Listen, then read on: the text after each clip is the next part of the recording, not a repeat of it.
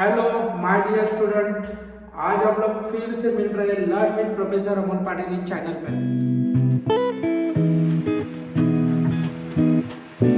आज ये important question in physics अपना 15 डेज बाकी है आपके एग्जाम में, और मैं इम्पोर्टेंट क्वेश्चन इन फिजिक्स इस सीरीज में एक बार फिर से आप सबका स्वागत करता हूँ। ठीक है, अभी बच्चा लोग देखो, हम लोग chapter number 14 dual nature of radiation and matter इस टॉपिक के इम्पोर्टेंट क्वेश्चन देखने वाले हैं। बच्चा लोग इसमें होता क्या है, देखो आपको क्वेश्चन इसमें से 3 या 4 ही क्वेश्चन अच्छे से प्रिपेयर करके रखना है, तो आपका ये dual nature of radiation and matter ये टॉपिक भी इसमें से क्लियर हो जाएगा।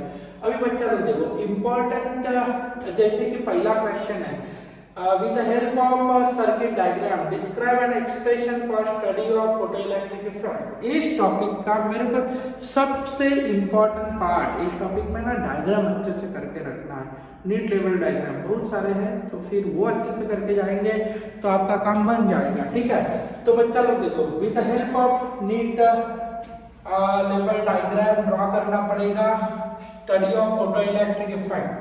फोटोइलेक्ट्रिक इफेक्ट का डायग्राम आप अच्छे से ड्रॉ करना, उसका एक्सप्लेनेशन लिखेंगे।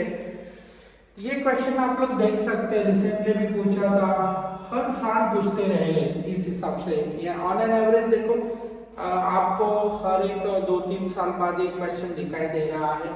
ठीक है, 3 मार्क के लिए क्वेश्चन पूछा जाता है।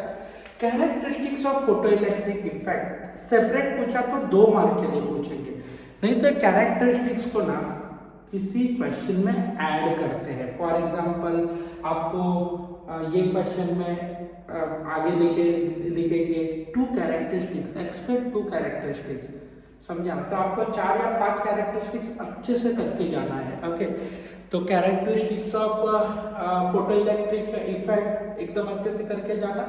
आइंस्टाइन फोटोइलेक्ट्रिक इक्वेशन, ये इक्वेशन भी 2 मार्क के लिए आता है।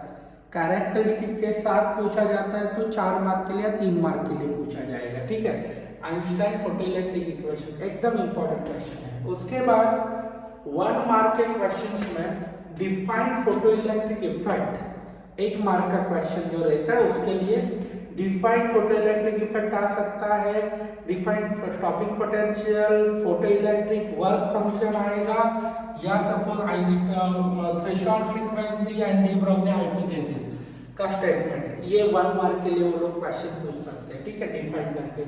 डी ब्रोगली वेवलेंथ, बच्चा लोग देखो एक्सप्लेन डी ब्रोगली वेवलेंथ, ये लास्ट जो मार्च का 22 का पेपर हुआ था उसमें आया था। D Broglie wavelength, characteristics of D Broglie wavelength associated with material particle, 2 mark के लिए पूछा था क्वेश्चन। ओके, तो ये भी एक डेरिवेशन अच्छे से करके जाना। उसके बाद अभी तक क्वेश्चन एक भी नहीं पूछा है, ऐसे 2 पैरामीटर इस टॉपिक में कभी नहीं पूछा है। देखो फोटो सेल, तो आप लोग इसको अच्छे से प्रिपेयर करके जाना। डिवीजन एंड जर्मर एक्सपेरिमेंट का डायग्राम भी आपको अच्छे से करके जाना पड़ेगा। तो इतने क्वेश्चन आप लोग ने किया तो फिर आपका dual nature of radiation and matter topic clear हो जाएगा।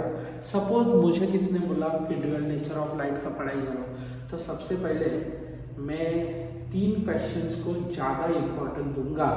जैसे कि पहला क्वेश्चन क्या रहेगा, देखो फोटोइलेक्ट्रिक इफेक्ट, दूसरा आइंस्टाइन इक्वेशन एंड तीसरा कैरेक्टरिस्टिक्स। ये 3 क्वेश्चंस को ना, 3 क्वेश्चन में से एक क्वेश्चन दिखता ही है, और बाकी के जो है ना बेटा, ये डी ब्रोगली हाइपोथेसिस, इसमें एडिशनल है ना, ये 3 क्वेश्चन को छोड़ के एडिशनल आपको de Broglie wavelength, photo cell and Einstein का डिवीजन एंड जर्मर का नीट लेवल डायग्राम, ये 3 क्वेश्चन, टोटल 6। और डेफिनेशन तो 1 लाइन के होते हैं, ये 2-3 लाइन के रहते हैं, वो तो आप लोग बाय हार्ट करके जाएंगे। इसके लिए चैप्टर नंबर 14 का मैंने इम्पोर्टेंट दे दिया है। ठीक है, तो आप लोग पढ़ाई करो, पहले ही क्वेश्चन आपको पता है तो आंसर्स प्रिपेयर करना। ठीक है, आंसर्स अभी डिसाइड करो कि ये क्वेश्चन आया तो क्या लिखने का। ठीक है, तो आप लोग ज़्यादातर आंसर्स एग्जाम हॉल में जाके डिसाइड करते हो, इधर से कुछ मिल रहा है क्या, उधर से कुछ मिल रहा है क्या, नहीं मिलता है। तो बच्चा लोग all the best for your examination, ये अच्छे से प्रिपेयर करना। चलो तो नेक्स्ट सेशन में देखेंगे हम लोग नेक्स्ट कैरेक्टरिस्टिक्स। Bye bye.